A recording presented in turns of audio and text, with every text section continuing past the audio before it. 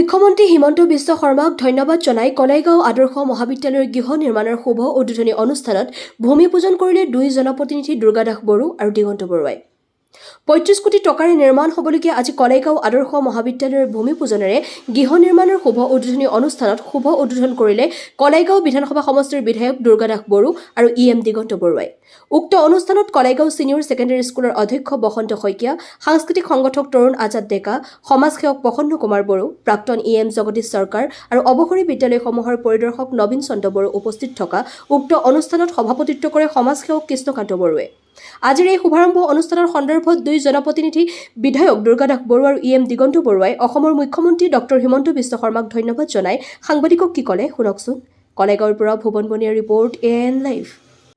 30 মাহ পিছত আৰু নাইকিয়া হ'ব, 30 মান্থছ লাগিব এই কলেজখন হ'ব, 30 মাহ আঢ়ৈ বছৰ। ইমান বছৰ ৱেইট কৰিছে, কলেজখন বিল্ডিং সম্পূৰ্ণ হোৱালৈকে আপোনালোকে আৰু এটা বছৰ আৰু ধৈৰ্য ধৰিব লাগিব। তাৰ ভিতৰতেই চৰকাৰে লেকচাৰাৰসমূহ, প্ৰিন্সিপাল, অন্যান্য যি ষ্টাফ প্ৰয়োজন থাকিব তাত সেইবিলাক তেওঁলোকে পোষ্ট ক্ৰিয়েট কৰিব আৰু পোষ্ট ক্ৰিয়েট কৰি তেওঁলোকে এপইণ্ট কৰিব, তাৰপিছত কলেজ আৰম্ভ নহওক। মাননীয় মুখ্যমন্ত্ৰী ডক্টৰ হিমন্ত বিশ্ব শৰ্মাই যিখিনি কথা কৈছে সেইখিনি কাৰ্যকৰী কৰিছে।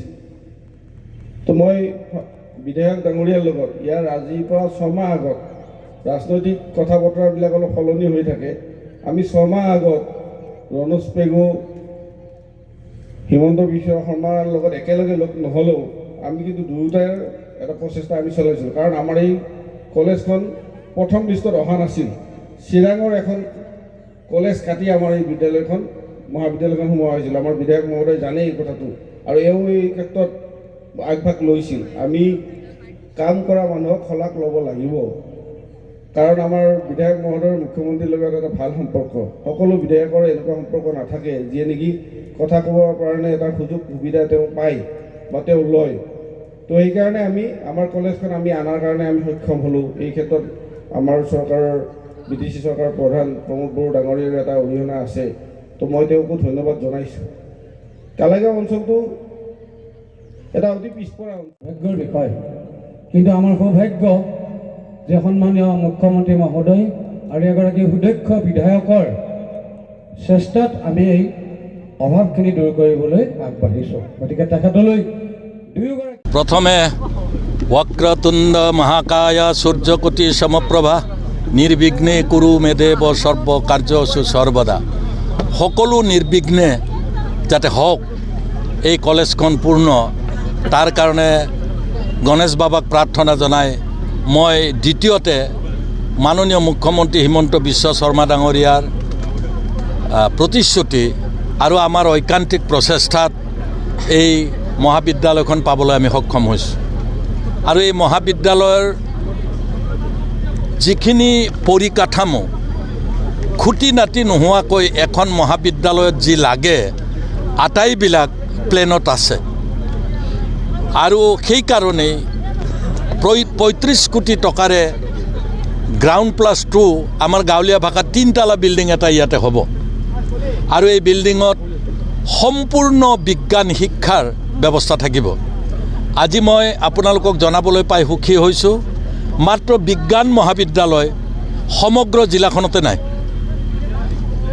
একমাত্ৰ কলাইগাঁও কলেজতে বিজ্ঞান মহাবিদ্যালয়, আৰু বিজ্ঞান মহাবিদ্যালয়ত যিবিলাক অনাৰ্ছ ছাবজেক্ট থাকিব, সেই অনাৰ্ছ ছাবজেক্টবিলাক থাকিব অট'মেটিকেলি। অনাৰ্ছ লৈ পাছ কৰাৰ পিছত তাত MSc পঢ়িবৰ কাৰণেও ফেকাল্টিৰ প্ৰয়োজন হ'ব, সেইবিলাক অট'মেটিকেলি এটা সময়ত আহি থাকিব। গতিকে মই কলাইগাঁওবাসীৰ বহুদিন অপেক্ষা কৰা এই কলেজখন বাস্তৱত আজিৰ পৰাই ৰূপায়ণ হোৱাৰ পূৰ্ণ গতিত 30 মাহ পিছত আমি এই কলেজ মুকলি কৰিবলৈ পাম। আৰু লগতে কলেজৰ লগত লাগি থকা যিখন হায়াৰ ছেকেণ্ডেৰী, সেই হায়াৰ ছেকেণ্ডেৰী কথাখনৰো পৰিকাঠামো নতুন কৰাৰ প্ৰয়োজন আছে।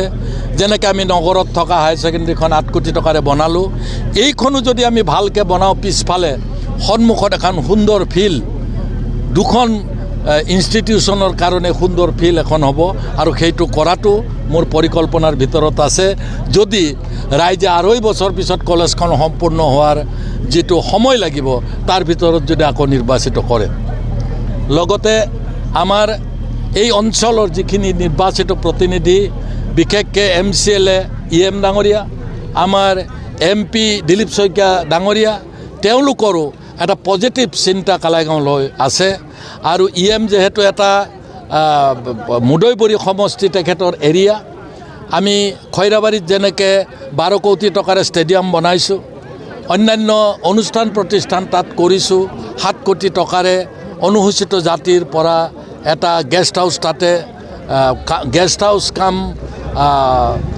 কি কয় হল তাতে বনোৱা হৈছে গতিকে আমি এটা প্ৰচেষ্টা চলাইছোঁ কালাইগাঁও অঞ্চলৰ ডেভেলপমেণ্টৰ কাৰণে আৰু 8 কোটি টকাকৈ 2খন কলেজক দিয়া কথা আছে 10খনকৈ কলেজ আমি ইতিমধ্যে দি থৈ দিছোঁ ক্ৰমান্বয়ে এডুকেশ্যন মিনিষ্টাৰে সেই কলেজবিলাক ধৰিব মই ভাবোঁ আমাৰ পানীৰী কালাইগাঁও সমষ্টিত পূৰ্বৰ কালাইগাঁও সমষ্টিত যথেষ্ট পুৰণি হাইস্কুল আৰু হাই ছেকেণ্ডেৰী আছে যিবিলাকৰ বিল্ডিং বনাবলগীয়া হৈছে ইয়াৰ উপৰিও যিবিলাকৰ 12 বিঘাতকৈ অধিক মুকলি মাটি আছে সেই মুকলি মাটি থকা বিদ্যালয়বিলাকত 1.5 কোটিকৈ কেন্দ্ৰীয় চৰকাৰে এটা গেলাৰী আৰু যিখন ৱাল আছে ফিল্ডখন ডেভেলপমেণ্ট কৰি দিয়াৰ কাৰণে প্ৰস্তাৱ আনিছে সেই প্ৰস্তাৱো আমি দিছোঁ আগন্তুক বছৰত 1-2খন নিশ্চয় সেয়াও আহিব ডক্টৰ হিমন্ত বিশ্ব শৰ্মাদেৱক ধন্যবাদ জ্ঞাপন কৰিছোঁ বিগত আমাৰ পৰিষদীয় নিৰ্বাচন আছিল মোৰ নিৰ্বাচনী প্ৰচাৰ সভাত